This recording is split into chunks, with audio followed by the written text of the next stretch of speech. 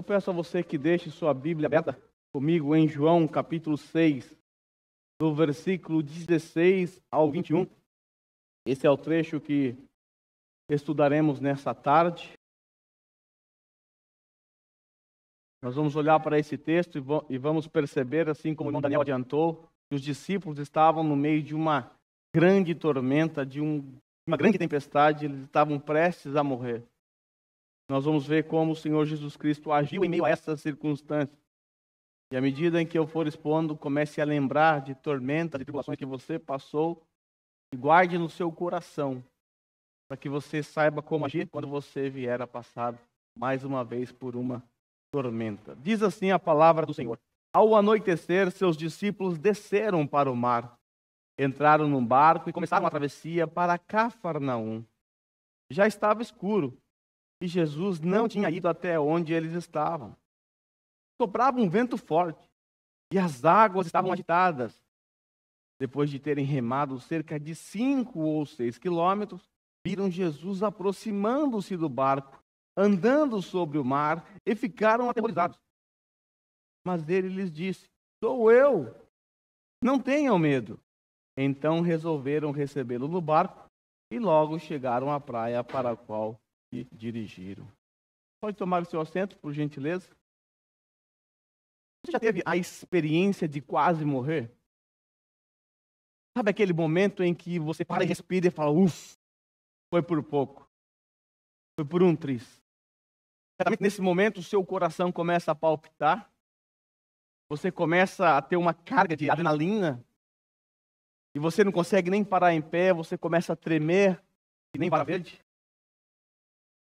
Certamente a maioria de nós aqui já passamos por esse tipo de situação. E se você já passou por esse tipo de situação, você vai entender exatamente o que os discípulos passaram naquela noite sombria. Noite em que eles ficaram à deriva, na travessia do mar da Galileia, onde quase sucumbiram, onde quase naufragaram, quase morreram. Tenho que dizer a vocês, irmãos, que a morte é o maior medo da humanidade.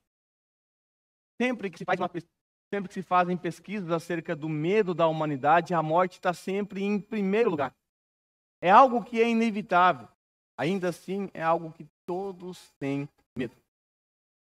Nós vamos ver a morte bem próximo dos discípulos. E o temor, o medo deles, a reação de Jesus, e o desfecho lindo no final dessa história. Nós temos que ser lembrados também que essa história que nós vamos meditar agora, ela está conectada diretamente com o texto que eu preguei na semana passada. O que eu preguei na semana passada? Você deve se lembrar muito bem. Eu preguei acerca do 4º sinal miraculoso registrado pelo Evangelho de João. O primeiro sinal miraculoso, como nós bem sabemos, foi o milagre em Caná da Galileia, quando o Senhor Jesus Cristo transformou água em vinho. O segundo sinal miraculoso, ainda dentro do capítulo 2, foi a cura do filho do oficial romano, que estava prestes a morrer, e Jesus, com uma palavra, à distância, com controle remoto, curou aquele menino. E ele ficou vivo. O terceiro sinal miraculoso foi a cura daquele paralítico que estava lá no tanque de Betesda. Não podia andar, ele já estava nessas condições há 38 anos. O Senhor Jesus vai lá no tanque de Betesda, manda esse homem se levantar, ele pega a sua maca e anda. E o 4º sinal miraculoso foi a multiplicação dos pães e peixes. Nós vimos na semana passada que o Senhor Jesus Cristo, de maneira poderosa, após pegar 5 pães e 2 peixinhos, ele conseguiu alimentar uma multidão de quase 20 mil pessoas. Mas existia um contexto que estava por detrás da história da semana passada. E é muito importante que você se atente para esse contexto. Os discípulos estavam esgotados quando Jesus realizou o 4º sinal miraculoso. Você deve se lembrar que eles acabaram de voltar de uma missão a qual o Senhor Jesus havia ordenado. Então eles caminharam quilômetros e quilômetros anunciando o Evangelho, anunciando a mensagem do Rei. Eles curaram, eles expulsaram demônios, e isso fez com que a multidão começasse também a seguir os discípulos, enquanto Jesus estava em outro lugar. à beira do mar da Galileia. De repente, os discípulos então vão em direção a Jesus para contar para ele o que havia acontecido. Aquela multidão vem seguindo os discípulos. Quando essa multidão que está com os discípulos se encontra com Jesus, havia uma outra multidão em volta de Jesus, como era costume. Então o Senhor Jesus Cristo, percebendo que aquele povo era como um povo ou ovelhas sem pastor, resolve dar atenção. Ele age com misericórdia. Ele cura os enfermos. Ele anuncia o reino de Deus. Os discípulos estão cansados, esgotados. Só que tudo isso aconteceu depois de uma tentativa de Jesus dar umas férias para eles. Vendo a situação deles, Marcos relata que eles não tinham tempo nem sequer para comer. Aí Jesus disse, então vamos para o outro lado. Vamos atravessar esse lago, que é conhecido como o Mar da Galileia, que tem uma extensão de mais ou menos 10 quilômetros. Lá tem as colinas de Golã, e lá nós vamos descansar. Só que essa multidão, ao ver o barquinho de Jesus com os discípulos andando, navegando, eles reconhecem Jesus, os discípulos, e eles antecipam e chegam primeiro que Jesus e os discípulos. E essa notícia foi se espalhando pelas cidades em volta, e essa cidade também se une àquela multidão que já estava, e agora quase 20 mil pessoas esperando Jesus chegar. Ou seja, acabou o descanso. Eles estavam exaustos. Essa informação é importante, porque quando eles forem atravessar por ordem de Jesus de volta, quando está escurecendo, é preciso que você se lembre que eles estavam exaustos, cansados, e eles terão que lutar contra as ondas bravias, contra o mar, contra o vento, mesmo estando cansados, porque agora era questão de vida ou morte. Então Jesus vai deixar eles chegarem no limite. No limite. Então é muito importante guardar essa informação. O descanso deles acabou, a multidão foi assistida por Jesus, depois eles tentaram descansar, e no finalzinho do sermão passado nós vimos que aquela população, ou aquela multidão de quase 20 mil pessoas, quando eles olharam para o que Jesus estava fazendo, eles pensaram assim, esse é o profeta. É aquele prometido em Deuteronômio, capítulo 18, versículo 15 a 18. É ele, só pode ser ele. Não pode ser outro. É ele o Messias. Jesus estava no monte de Golã, uma colina, na verdade, ensinando o povo. Evidentemente, eles se lembraram que Deus deu a lei a Moisés no monte Sinai. E do monte, Moisés ensinou o povo ao pé do monte. Eles olharam aquilo, ele está ensinando na montanha, no monte. E eles se lembraram da profecia lá, de Deuteronômio 18, é ele, não pode ser outro. Será que ele não é o rei? E nós vimos que essa empolgação era uma empolgação equivocada. Porque eles queriam aclamar Jesus como um rei. E ele de fato é um rei. Só que eles queriam aclamar Jesus como um rei político. O que eles queriam era nada mais, nada menos do que uma rebelião contra Roma. Num braço de ferro que geraria a morte de muitos cristãos naquele dia. E aí nós chegamos no texto que está diante de nós, no versículo 16, e nós lemos assim: ao anoitecer, seus discípulos desceram para o mar. Vale se lembrar que no sermão passado, na história da multiplicação dos pães e peixes, a preocupação dos discípulos foi: Senhor, o sol está se pondo. Logo a noite vai chegar. É deserto aqui. Mande esse povo embora para que eles procurem comida. E assim não morram de fome. E também escapem do perigo de estar num lugar deserto. Agora o texto nos informa que ao anoitecer, o sol se pôs. Agora está escuro. Está bem escuro. E o texto nos diz que os discípulos de Jesus, quando escureceu, isso se deu por volta das 7:30 da noite, porque no sermão passado nós recebemos uma informação de que a Páscoa judaica estava se aproximando. E na Páscoa judaica é mais ou menos nesse horário que o sol se põe. Então, umas 7:30 da noite, os discípulos então entraram no barco foram em direção a Cafarnaum. Um trajeto de aproximadamente 10 quilômetros. Eu disse a vocês que quando João, ele conta uma história que já foi contada nos outros evangelhos, e geralmente ele compacta a história. Por quê? Porque ele não vai perder tempo contando uma história que já foi contada por outros discípulos, ou por outros evangelistas. E a história que está diante de nós no Evangelho de João é muito compacta. Há inúmeras informações que não estão aqui. O texto simplesmente nos diz que anoiteceu e os discípulos desceram para o mar, mas existe um contexto que está registrado tanto em Marcos quanto em Mateus. Eu quero apresentar a vocês agora aqui duas informações que nós não podemos deixar de notar. A primeira é essa: havia desconhecido e velejar durante a noite num tempo onde não havia equipamento de geolocalização, como nós temos hoje. Não tinha iPhone, GPS. Viajar ou navegar nessas condições era muito perigoso. Apesar desses discípulos, a maioria deles serem daquela região, serem pescadores, apesar de conhecerem o mar, aquele lago, mesmo assim era perigoso. É preciso destacar também que aquela região constantemente, aquele lago era constantemente acometido por fortes ventos. O Mar da Galileia fica 120 metros abaixo do nível do mar, o que causa uma pressão natural na água. Também havia colinas em volta daquele lago que fazia com que ventos cortassem aquele lago. Então, debaixo, nós temos uma água uma temperatura quente, não tão fria, e por cima, uma temperatura muito fria. Então, temos massa de ar quente e massa de ar frio. E essas massas, quando se cruzavam, vocês sabem o que acontece? Taifu. Gerava o corriqueiro.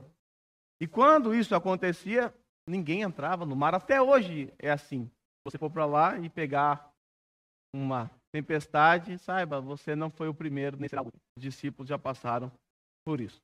A segunda informação que eu quero que você tenha em mente é que foi o próprio Jesus. O texto não mostra isso aqui, mas nos sinópticos mostra que foi o próprio Jesus que compeliu os discípulos a entrarem no barco, que ordenou os discípulos que entrassem no barco. Isso mostra que eles não queriam navegar naquele horário. Jesus teve que compeli-los, teve que obrigá-los a entrar no barco. Veja Mateus capítulo 14, versículo 22. O texto nos diz ali que o Senhor Jesus Cristo compeliu os discípulos para que entrassem no barco enquanto ele se despedia da multidão. Lembra, a multidão queria clamá-lo rei? Então Jesus pega os seus discípulos e diz: agora vocês entram no barco. Isso era 7:30 da noite aproximadamente. E vão. Eles não queriam, Jesus insistiu: vocês têm que ir. E eles foram. Jesus se despediu da multidão. E aí ele fez outra coisa. Ele subiu na colina de Golã para orar, enquanto seus discípulos estavam navegando. Veja como o evangelista João descreve. Entraram num barco e começaram a travessia para Cafarnaum. Já estava escuro. Pior hora para se navegar. Já estava escuro. João está dando essa informação que ele estava lá no barco. Ele está mostrando que, olha, não é apropriado navegar no escuro. Já havia escurecido e agora ele repete: estava escuro. Jesus ainda não tinha ido até onde eles estavam, né? João, ele resumiu muito bem a história. Ele compactou muito bem. Mas quando nós olhamos para o Evangelho de Mateus, lá no capítulo 14, nós descobrimos alguns fatos interessantes. Fatos que não estão aqui, alguns eu já mencionei, outros ainda não. Mas quando nós olhamos para o versículo 18, por exemplo, João apenas diz assim: eles entraram no barco, foram no escuro mesmo, e soprava um vento forte e as águas estavam agitadas. Veja como João resume muito bem. Nós temos um salto histórico. Porém, quando nós lemos os outros evangelistas, nós encontramos mais informações. Nós percebemos 4 fatos que não estão tão claros ou estão resumidos dentro do Evangelho de João. Olhando para Mateus capítulo 14, versículo 22, como eu já disse, como eu já adiantei, foi o Senhor Jesus que insistiu para que os discípulos entrassem no barco. Quando nós olhamos para o versículo 23, nós descobrimos que após Jesus se despedir da multidão, subiu sozinho para o monte a fim de orar. Então guarde essa cena em sua mente. Pede da multidão, compele os discípulos para entrar no barco, sobe para o monte para orar. O versículo 24, Mateus registra que enquanto eles estavam na metade do caminho, ou seja, entre 5 e 6 quilômetros, uma grande tempestade os envolveu. Para navegar um trecho de 5 a 6 quilômetros, se o vento não ajudar muito, você leva em torno de 1 hora a 1 hora e meia. 1 hora a 1 hora e meia. Então vamos arredondar o horário para cima? Vamos jogar para cima esse horário? Vamos pensar que a tempestade ou os fortes ventos começaram a golpear os discípulos às 9 horas da noite. Vamos jogar para frente. Pode ser um pouco antes. Eu estou exagerando para cima, por um propósito. Tá. Então, por volta das 9 horas da noite, uma grande tempestade, um forte vento, começa a golpear o barco dos discípulos. Eles estavam na metade do percurso.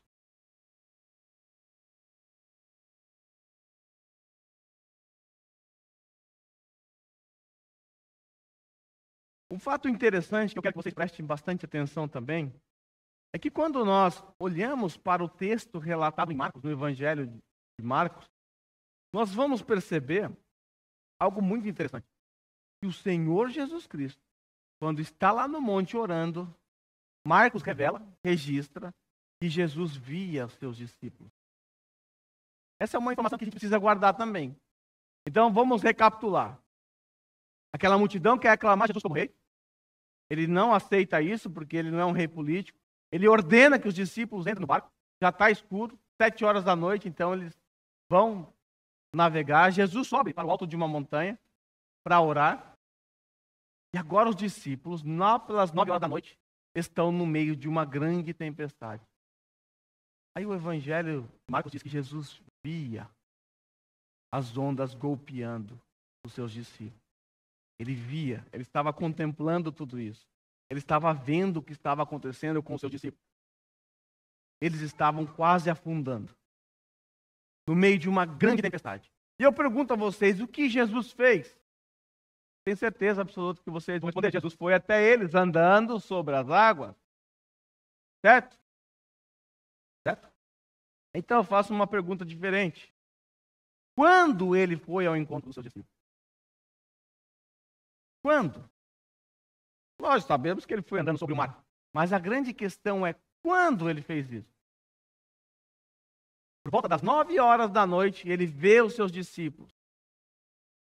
Quando a gente lê o texto um pouco desatento, ou lemos o texto de forma corrida, parece-nos que Jesus, ao ver os seus discípulos, imediatamente ele desce, vai lá, realiza esse grande sinal miraculoso, anda sobre o mar e acalma a tempestade.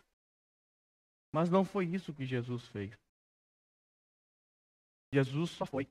A gente arredondar para cima. Ele foi pelo menos 6 horas depois que os discípulos foram acometidos por uma grande tempestade. 6 horas depois, Jesus está lá orando ao Pai. Ele está vendo os seus discípulos e ele não vai. Ele não vai, ele deixa seus discípulos quase morrerem. Lembre-se, eles estavam cansados. As férias foi para o beleléu. E agora tem que remar ainda, cansados.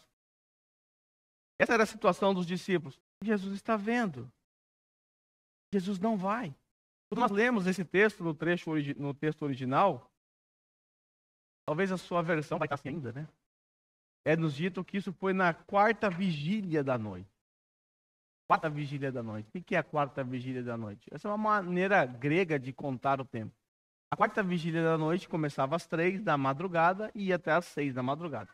Então, se a gente arredondar para as 3 horas da manhã, pode até ser que seja mais tarde, mais provável que foi perto do sol nascer,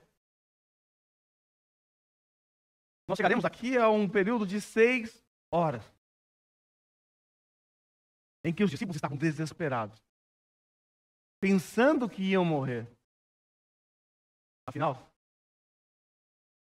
eles estavam só, no escuro, e não tinham o que fazer. Essa não é a primeira vez que os discípulos enfrentam uma grande tempestade nesse mesmo lago.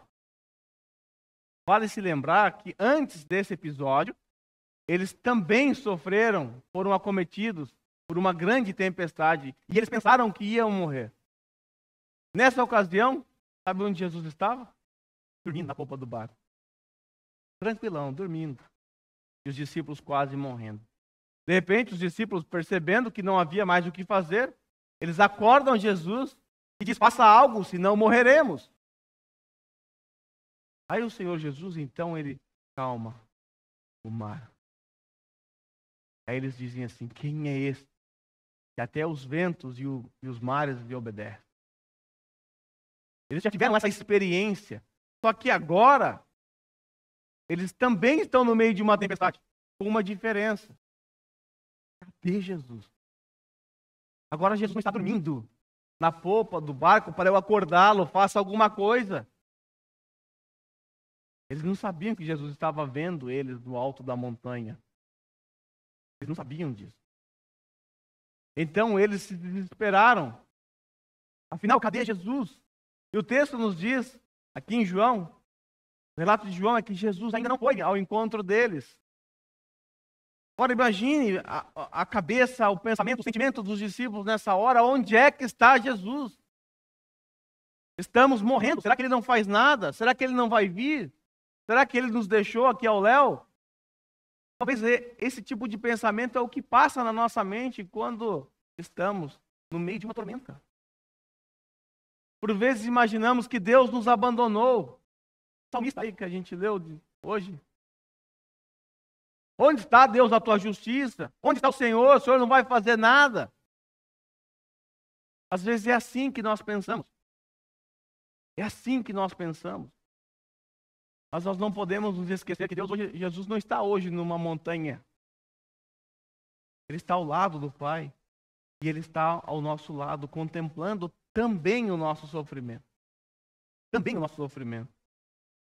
Então, enquanto os discípulos estavam ali sucumbindo, lutando com a força dos seus próprios braços, para se manterem vivos, evidentemente, Jesus estava lá no monte, lá em Golã, fazendo duas coisas. Enquanto o bicho está pegando lá embaixo, o barco está quase arrebentando no meio, Jesus está contemplando os seus discípulos. Está vendo o sofrimento dos seus discípulos. E também está orando ao Pai. Certamente Jesus, como o sacerdote que ele é, o nosso sacerdote, que intercede por nós, certamente, sem sombra de dúvida, Jesus também estava intercedendo pelos seus discípulos. Em outras ocasiões, Jesus diz que faz isso. Ele intercedeu por Pedro, para que Satanás não se andasse com a vida dele. Em João capítulo 17, nós temos a oração sacerdotal, em que ele ora pelos seus discípulos, aqueles 12, e por nós aqui também. É comum Jesus orar pelos seus discípulos. Então ele estava lá no alto daquela montanha, orando a Deus, apesar do seu cansaço. E aqui a gente aprende uma outra lição também. Jesus estava exausto, cansado, mas mesmo assim, ele não negligenciou o privilégio da oração. E a oração de Jesus não foi rápida, não. Se a gente for pensar o tempo que demorou para Jesus ir quase 6 horas, ele ficou pelo menos 6 horas falando com seu Pai, apesar do cansaço. Talvez a desculpa que a gente usa às vezes para não orar, para não ler a Bíblia, ou para participar de algum evento da igreja, é esse. Cansado. Zangueou. E aqui está me matando. Aí passa a semana inteira a gente nem sequer vai a Deus em oração. Jesus é um exemplo para nós. Porque ele estava muito mais cansado do que você está após 8 horas de trabalho na fábrica. Muito mais cansado. Não tinha tempo sequer para comer. Ele não conseguia descansar. Ainda assim, ele cuidou do povo, curou, ensinou e orou. Quase 6 horas depois, então, é que o Senhor Jesus se dirige na alta madrugada em direção aos seus discípulos. Então Jesus termina de orar, quase 6 horas ou mais, estou arredondando sempre para menos.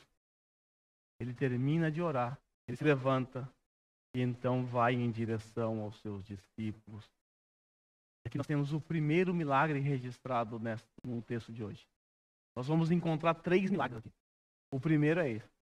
Jesus vai caminhando em direção aos seus discípulos. Ele vai andando por cima desse lago ou desse mar. Agora eu quero que você imagine essa cena. Está uma tormenta, o mar está agitado.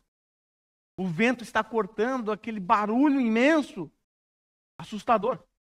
Quando Jesus vai passando, por onde ele pisa, a tempestade entra debaixo dos seus pés e fica calmo. Ao ponto dele conseguir andar sobre esta tempestade. Se ele é Deus, de fato ele é, ele tem controle sobre a natureza. Ele tem controle sobre a sua criação.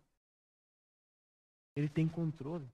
Porque quando nós olhamos para um sinal miraculoso no Evangelho de João, nós temos que entender que há pelo menos dois propósitos, às vezes mais. Mas o primeiro e mais importante propósito é revelar a divindade de Jesus. Todos os sinais miraculosos apontam para o Jesus divino. Mas também, os sinais servem para aumentar a fé dos seus discípulos. De que maneira, então, esse sinal apontava para a divindade de Jesus? Como esse sinal apontava para a divindade de Jesus? Afinal, existiam outros milagres que certamente não foram registrados, que são, da nossa ótica, muito mais surpreendentes. Andar sobre as águas não é uma coisa tão comum, né? Nunca vi ninguém fazendo isso. A não ser Jesus e Pedro. Mas certamente existiram outros e outros milagres que, arrancar os cabelos de tão surpreendente que é. Mas por que João, ao olhar todos os milagres, ele escolheu esse? Porque ele entendeu que esse milagre especificamente apontava para a divindade de Jesus. Porque havia na mentalidade judaica a ideia de que somente, e a ideia certa, somente Deus tem poder sobre sua criação. Entendia-se que Deus não é apenas o agente criacional, aquele que criou, mas Deus também é aquele que mantém o universo em funcionamento. Você deve se lembrar disso no sermão que eu preguei sobre o sábado. Esse era o entendimento judaico. Então Deus, ele tem poder sobre sua criação. A sua criação está debaixo dos seus pés. Quando nós olhamos para o Antigo Testamento, nós vamos perceber que Deus já havia revelado inúmeras vezes o seu poder sobre a criação. Por exemplo, certa feita, o tempo parou, ou melhor, o movimento da Terra parou. E a Terra não girou em torno do Sol por algum período. Quem fez isso? Deus. Nós temos também a abertura do Mar Vermelho. Algo surpreendente. O Mar Vermelho se abriu e o povo passou a seco. Demonstração do poder de Deus. Lá na antiga aliança, Deus estava revelando o seu poder para o seu povo. Nós temos a abertura também do Rio Jordão e tantos outros sinais miraculosos feitos na natureza e através da natureza. Também havia na Bíblia também menções do poder de Deus, por exemplo, lá no capítulo 9, versículo 8 de Jó. Veja como Jó descreve o poder de Deus sobre as ondas do mar. Só ele estende os céus e anda sobre as ondas do mar. Só ele. Ele quem? Deus. Salmo 107, 23 a 28. Fizeram-se ao mar em navios para negócios na imensidão das águas. e viram as obras do Senhor, as suas maravilhas nas profundezas. Deus falou e provocou um vendaval, que levantava as ondas, subiam aos céus e desciam aos abismos. Diante de tal perigo, perderam a coragem, cambaleavam tontos como bêbados, e toda a sua habilidade foi inútil. Vai lembrar o que aconteceu com os discípulos. Na sua aflição, clamaram ao Senhor, e Ele os tirou da tribulação em que se encontravam. Os discípulos experimentaram exatamente isso. Estavam desesperados. As suas habilidades como pescadores, inútil. Não podiam fazer absolutamente nada. E Jesus deixou eles chegarem a essa condição, para, entre outros propósitos que a gente vai ver daqui a pouco, também mostrar para eles que eles não são capazes de fazer nada se não for na força do Senhor. Se não for na força do seu braço. Então esse sinal miraculoso claramente apontava para a divindade de Jesus. Os discípulos entenderam isso. A gente vai perceber no final dessa história. Mas de que maneira também esse sinal fortaleceu a fé dos discípulos? Como? Como eu disse a vocês, essa não foi a primeira vez que eles quase morreram afogados. Já aconteceu isso outras vezes. Já não é a primeira vez. Agora, mais uma vez, eles estão aqui prontos a sucumbir, não tendo Jesus no barco. Jesus, eles não sabem nem onde está, nem o que está fazendo, eles não sabem de absolutamente nada. E eles estão em desespero. No limite. Aí o Marcos, ele registra o desfecho final dessa história. Lembra que o segundo propósito do sinal é fortalecer a fé dos discípulos? Quando o evangelista Marcos, lá no capítulo 6, versículo 52, ele encerra essa história, ele diz assim, que aqueles discípulos, veja, Jesus já acalmou a tempestade, entrou no barco, chegaram no destino final. Aí Marcos diz assim, pois eles não tinham entendido o milagre dos pães, o coração deles estava endurecido. Essa era a condição dos discípulos. Eles não haviam entendido o milagre da multiplicação. É verdade que eles participaram, eles distribuíram, eles viram que não tinha comida, eles viram que não havia como alimentar, humanamente falando, aquela multidão. Mas eles não haviam captado o significado desse sinal miraculoso. Esse sinal miraculoso, assim como os demais, apontavam para a divindade de Jesus. Nós vamos ver no próximo sermão, se assim Deus quiser, que Deus lá no Egito alimentou o povo que estava passando necessidades, fome. Deus mandou o pão vivo, o pão do céu, o maná, para alimentá-los. E na multiplicação, era isso. Mais uma vez, Deus estava alimentando o seu povo de forma milagrosa. Por alguma razão, o coração deles estava endurecido. É o que Marcos registra. Agora, talvez você consiga perceber um pouquinho do que Jesus está fazendo com os seus discípulos. Eles ainda não haviam entendido quem Jesus era ao fazer aquele milagre, a realizar aquele milagre da multiplicação dos pães e peixes. E os corações deles estavam endurecidos. Será que dá para a gente entender por que Jesus se demorou a ir? Será que a gente consegue perceber o porquê que Jesus não foi logo no instante em que a tribulação começou? Será que a gente consegue entender por que Jesus insistiu tanto para eles entrarem naquele barco rumo à tempestade? Jesus sabia exatamente o que ia acontecer. Sabe o que Jesus estava fazendo? Quebrando o coração endurecido deles. Além de se revelar a eles. E não é isso que Deus faz conosco? Não é isso que Deus faz quando o nosso coração está endurecido? Ele nos manda para uma grande tempestade. Ele nos manda para uma grande tribulação. Por quê? Porque o nosso coração endureceu. E não pense que esse problema é só dos discípulos. é nosso também. Agora, veja só. Os discípulos viram Jesus realizando muitos sinais miraculosos. Os discípulos realizaram sinais miraculosos. Lembra do contexto. Eles voltaram de uma missão onde eles expulsaram demônios, onde eles curaram enfermos. Eles sentiram, eles viram o poder de Deus. Mas mesmo assim o coração deles estava duro. Antes que você taque uma pedra nos discípulos. É isso que acontece com a gente. Se não cuidarmos dos nossos corações. Nós não sabemos a razão que levou os discípulos a ter o coração endurecido nessas circunstâncias. Mas pouco importa. O que importa é saber que essa mesma realidade pode acontecer com você agora. Talvez pode estar acontecendo agora.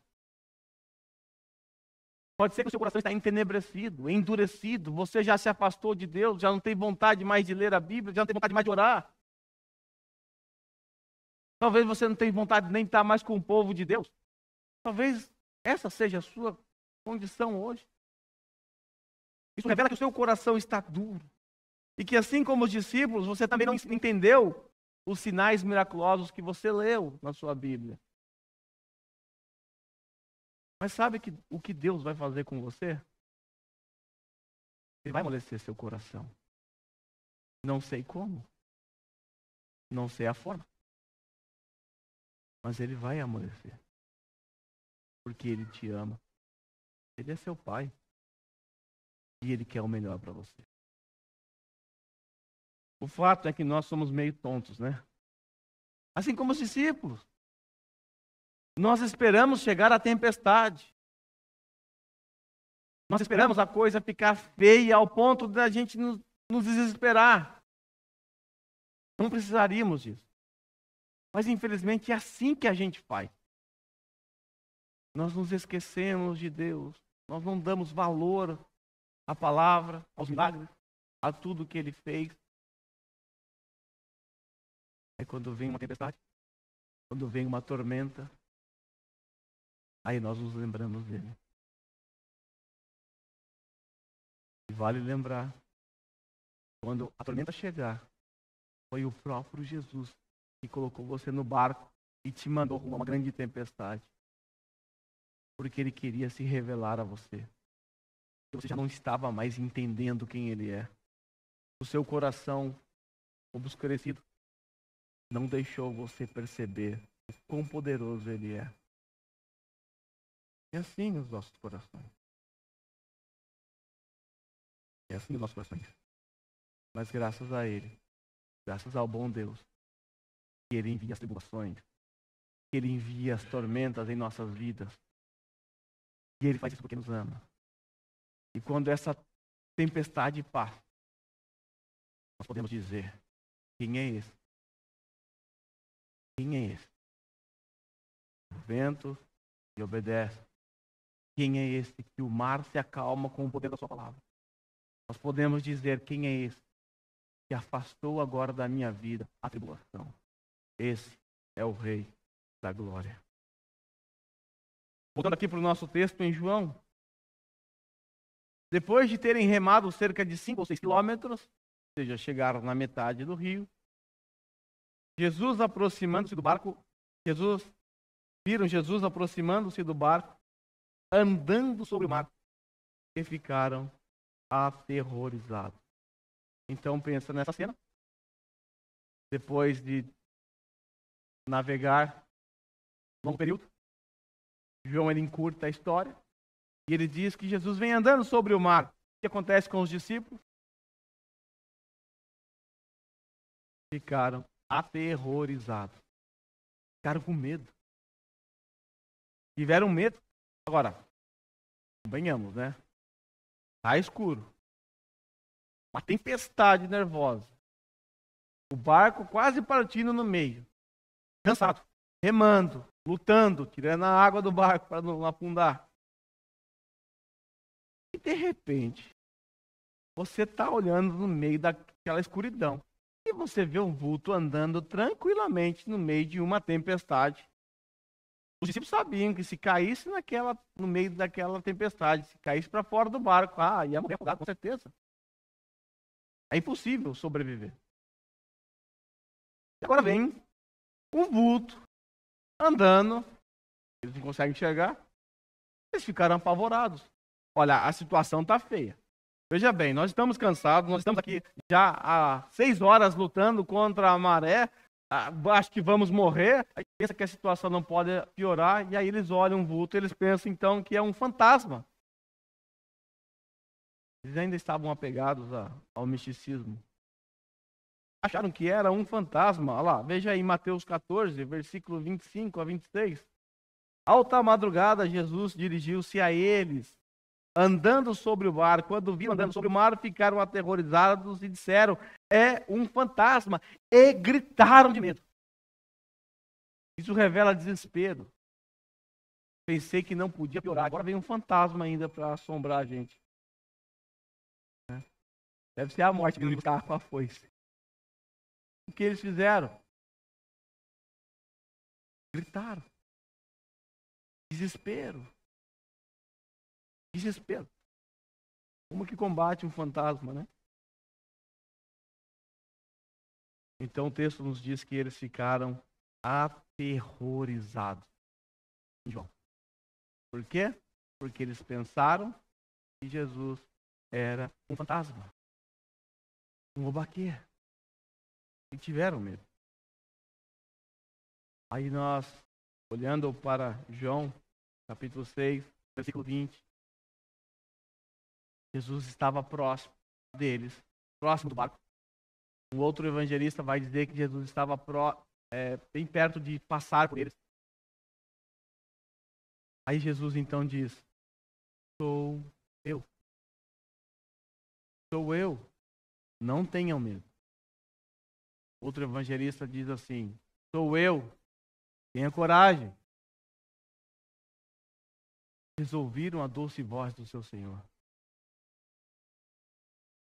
Agora a esperança entrou no barco. Eles ouviram a doce voz do seu Senhor dizendo, sou eu, calma, não tenha medo, estou aqui. Que alívio. Que alívio. Nós nem sabíamos onde Jesus estava e agora ele está aqui. Não tenha medo, só que a tempestade continua. O vento ainda é forte. O barco ainda está quase quebrando. Mas eles ouviram a voz do Senhor. Isso significa que Jesus vai resolver o problema. Como fez da outra vez. Aí, Mateus revela para nós que o apóstolo Pedro, homem ousado, cabra corajoso, ele disse assim, Senhor, se és tu, manda-me ir ao teu encontro por sobre as águas. Coragem. Coragem. Pedro, como um bom pescador, acostumado com tempestades, ele sabia que cair naquela água era morte na certa. E ainda assim, porque ele reconheceu a voz do seu Senhor, ele disse, se és tu, me manda ir ao teu encontro sobre as águas. É óbvio que ele sabia que era Jesus. Ou você iria ao encontro de um fantasma? Não. Então Pedro saiu do barco. E aqui acontece o segundo milagre. Pedro anda sobre o lago, conhecido como o Mar da Galileia. Ele andou indo em direção a Jesus. E não estava muito longe. Então Pedro saiu do barco e andou sobre as águas e foi em direção a Jesus. Agora Jesus está na frente dele, o esperando. E por onde Pedro pisa, também a onda cessa. E ele está indo em direção ao seu Senhor. Homem de fé, com os olhos fitos no seu Senhor. Cabra corajoso. Mas é o Pedro, não se esqueçam disso. Você já sabe muito bem como é o Pedrão. Quando reparou no vento. Quando reparou no vento, ficou com medo e começou a afundar. Ficou com medo e começou a afundar. Por quê? Porque reparou no vento. Naquele corredor onde estava ele andando em direção a Jesus, não havia vento. Não havia ondas turbulentas. Só havia o barulho do vento. Só se escutava o som das águas. Aí ele tirou os olhos de Jesus e colocou no vento. Teve medo e afundou. Temos aqui uma lição muito importante para nós. Porque é exatamente isso que acontece com o cristão quando ele tira os olhos de Jesus e coloca em circunstâncias, em pessoas, no medo ou em qualquer outra coisa. Todas as vezes que nós tirarmos os nossos olhos de Jesus, nós vamos afundar. Se nós colocarmos os nossos olhos nas circunstâncias, na doença, na enfermidade, na tribulação, nos problemas conjugais, nos problemas financeiros, no problema com a família, se nós colocarmos os olhos nessas coisas, significa que tiramos os olhos de Jesus e vamos afundar. Vamos afundar. Quantas vezes eu não afundei porque eu tirei os olhos de Jesus? E certamente você poderá fazer um coro comigo, dizendo, eu também. Porque assim como Pedro, apesar de saber que Jesus está tão próximo de nós, por vezes temos medo dessas coisas. Temos medo do desemprego, temos medo da doença, temos medo da morte. Temos medo de tantas coisas. E aí afundamos. E aí afundamos. Eu não sei qual é a sua situação hoje. Eu não sei se você hoje não está com seus olhos fitos em Jesus. Eu não sei se você está olhando para as circunstâncias, os problemas. Mas se você estiver, certamente você já está se afogando. Se você estiver nessa situação é porque o seu coração está duro, como uma pedra. Se você está nessa situação, eu te aconselho a fazer o que o apóstolo Pedro fez nesse momento. O que ele fez? Gritou. Gritou. Senhor, salva-me. Uma oração curta, não? Mas é a oração mais linda que o ser humano pode fazer. Senhor, salva-me. Isso revela o desespero, porque agora o apóstolo Pedro está afundando. E, como um pescador, sabia que era impossível nadar naquela água. Senhor, salva-me. Essa é a oração que, por vezes, precisamos fazer. Por vezes, precisamos fazer. Essa é a oração mais impactante que você pode fazer. Quando você fizer essa oração, Jesus imediatamente vai estender as mãos e vai te segurar. Ele não vai deixar você afundar. Até porque Ele enviou essa tribulação na sua vida para que o seu coração fosse amolecido. Para que Ele esmagasse você. Para que você o reconhecesse como o Senhor soberano. O Deus, o Criador, aquele que tem poder sobre todas as coisas. Então quando você gritar, Senhor, socorre-me, é porque o seu coração foi quebrado. Ele, como um pai amoroso, como um pastor, Ele estende as mãos e nos tira. E nos salva. Imediatamente Jesus estendeu a mão e o segurou. E disse, homem de pequena fé, por que você duvidou? Por quê? Você estava vindo em minha direção, você estava andando sobre as águas. Por que você duvidou? Por que nós duvidamos? Por que nós duvidamos? Lembre-se, quando você gritar por socorro, o Senhor não vai encolher a sua mão.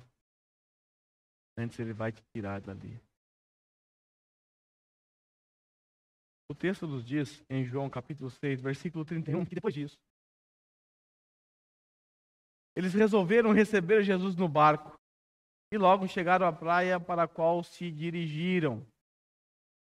Em Mateus capítulo 14, versículo 32, é dito que quando Jesus entrou no barco, a tempestade foi embora. Enquanto essa cena de Jesus com os discípulos estava acontecendo, a tempestade ainda estava golpeando os discípulos. Mas quando Jesus entrou no barco, a tempestade foi embora. Temos aqui o terceiro milagre. Primeiro milagre, Jesus anda sobre o mar. Segundo milagre, Pedro anda. E o terceiro milagre, a tempestade cessa após Jesus entrar no barco. Mas qual deveria ser a reação dos discípulos nesse momento? Qual seria a sua reação nesse momento? Eu não sei. Mas talvez nós diríamos assim: ô Senhor, o Senhor não viu a gente aqui não? Peraí, o Senhor conhecia o coração de Nicodemos? O Senhor já tem mostrado para a gente que conhece o coração, que o Senhor conhece as situações. O Senhor não sabia que isso ia acontecer? Aliás, o Senhor que mandou a gente entrar nesse barco, o Senhor não vai com a nossa cara. O Senhor demorou tanto, cansado, estou exausto. 6 horas lutando para sobreviver, e agora que o Senhor vem? Talvez essa seria a nossa reação. E se essa for a nossa reação, isso mostra que nosso coração continua duro. Mas o que os discípulos fizeram? Depois que a tempestade cessou, depois que a tormenta foi embora, sabe o que os discípulos fizeram? Aquilo que todo cristão deve fazer quando a tempestade for embora. Em Mateus, capítulo 14, versículo 33. Então os que estavam no barco o adoraram. O adoraram. Eles eram judeus. Os discípulos eram judeus. Eles sabiam que não poderiam adorar outros a não ser Deus. Isso lhe era proibido. Lembra que Jesus disse, Marcos disse que os discípulos ainda não haviam entendido o milagre da multiplicação, a qual Jesus se revelou a eles como Deus? Agora eles entenderam. Agora os corações foram amolecidos.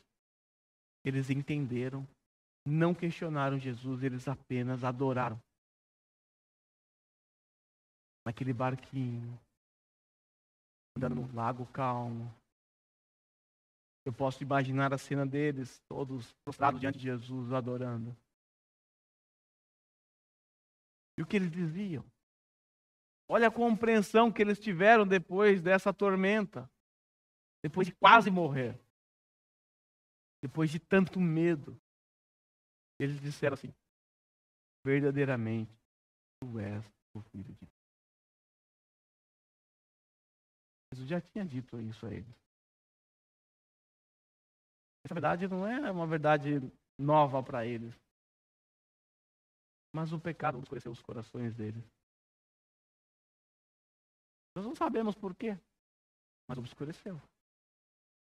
Agora, depois dessa tormenta, a qual Jesus os enviou, a qual Jesus se demorou a socorrê-los, como o salmista reclamou aqui. Após tudo isso, após eles verem o poder de Jesus, acalmando a tempestade, vendo o milagre de Pedro andar sobre o mar, após tudo isso, eles disseram assim, em adoração a Jesus: verdadeiramente, tu és o Filho de Deus. Consegue entender por que João colocou essa história aqui? Porque Jesus se revelou de maneira poderosa aos seus discípulos, ao ponto deles adorarem Jesus, ao ponto deles reconhecerem que Jesus verdadeiramente é o Filho de Deus. E Filho de Deus, em João, aponta para a sua divindade. Esse milagre cumpriu a sua função na vida dos discípulos. E eu espero que esse milagre cumpra a sua função na nossa vida. Na nossa vida. Nós devemos responder a Deus em adoração por tudo aquilo que Ele faz em nossas vidas. Devemos adorar a Deus até mesmo quando Ele nos manda por meio de uma grande tempestade. Mesmo assim, Ele merece a nossa adoração. E toda tempestade tem um propósito em nossa vida. E nós não podemos desperdiçar uma tempestade sequer. Porque as tempestades são, na verdade, o agir de Deus em nossa vida, em nosso caráter, para que no final nós chegamos à conclusão de que Jesus é o Filho de Deus. Passar por tempestades, todos nós vamos passar. Faz parte da vida cristã, e aqui nós condenamos todo tipo de evangelho, entre aspas, que prega um triunfalismo em que o crente não pode sofrer, que o crente não fica doente, que o crente não tem lutas. Isso é mentira. Jesus disse que os crentes passariam por grandes lutas, que os crentes seriam odiados. Ele disse, faz parte da vida cristã. Mas a grande questão é, o que fazer quando o mar e o vento se levantarem contra nós? O que fazer? Nós temos uma lição aqui. Não duvidar do nosso Senhor. Não tirar os olhos do nosso Senhor. Se prostrar e adorar o nosso Senhor. É isso que nós devemos fazer. Nós não devemos questionar Jesus porque Ele se demora. Nós não devemos questionar. Ele sabe o que está fazendo. E Ele está nesse exato momento em que você está no meio da tribulação, intercedendo por você. Que boa notícia! Temos um sacerdote junto ao Pai, Ele está intercedendo por nós. Isso deve dar força para a gente pegar o remo e remar mesmo esgotado, mesmo sem esperança. Que uma hora Jesus vai vir em nossa direção, nos acudir. Ele vai ver. Eu quero nesse momento pedir a você que curva a sua cabeça. Nós vamos a Deus em oração e a seguir.